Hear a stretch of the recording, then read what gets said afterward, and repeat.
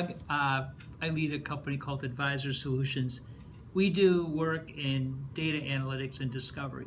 And we do a lot of work in mid-market discrete manufacturing. And what's cool about that space is there's a bunch of order data that's in the CRM system. And there's a whole bunch of other data that's from the factory floor, the machine control logs, and there may be sensors on the machines and all of that.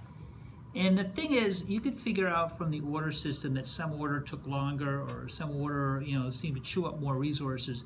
But the detail is in the stuff on the factory floor.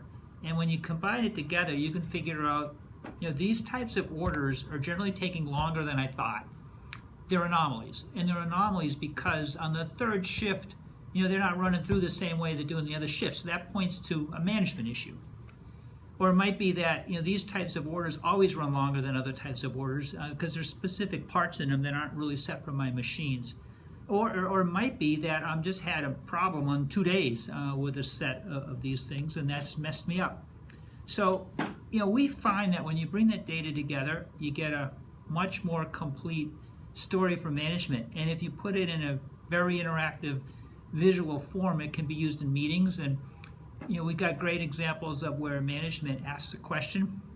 The team sits in the room, they're looking at the data up on the screen or wherever it is, and it's interactive, so they can poke at it, click on it, drill into it, ask questions against it, and get the answers they want.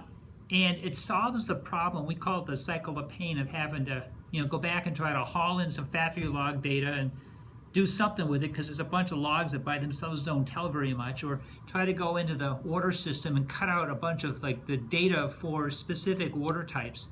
And so, we just load all that stuff in memory, and it's up on the screen visually. You just click on it, it just cuts and slices, dices through it. So we're finding it drives a totally different level of discussion in management meetings, and better decisions come because you got a more complete view of the data, and you're actually using it to answer questions, and the team can explore. It can go down different paths, different routes. Somebody might challenge something, or right on the fly you can click and answer it. You don't have to go back, run a bunch of analysis, come back a week later with a report. No, right up on the screen with the group, you can answer the question and say, okay, that hypothesis was wrong. It's not the third shift operator, it's actually these types of parts are continually causing a problem. We need to reprice that.